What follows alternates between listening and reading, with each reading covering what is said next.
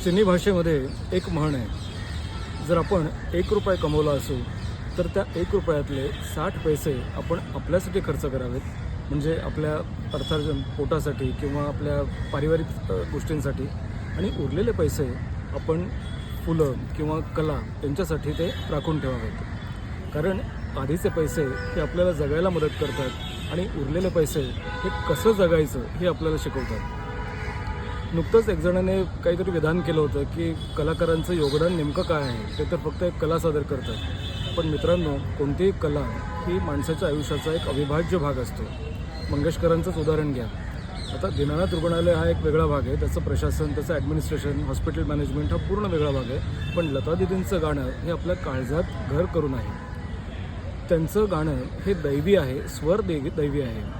कित्येकांची आयुष्य ही लता दीदींच्या गाण्यांनी किंवा मंगेशकरांच्या गाण्यांनी समृद्ध झालेली आहे. कोणताही कलाकार मी म्हणतो, जसं सचिन तेंडुलकर, त्याला आपण का त्याची पूजा करतो?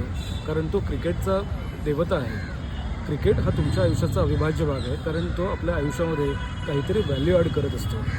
त्यामुळे आरोप करताना आपण हे नक्कीच लक्षात ठेवलं पाहिजे की प्रत्येक व्यक्तीचं प्रत्येक क्षेत्रामधलं आपलं वेगळं योगदान असतं, आणि संगीतामध्ये मंगेशकरांचं योगदान हे अतिशय निर्विवाद आहे.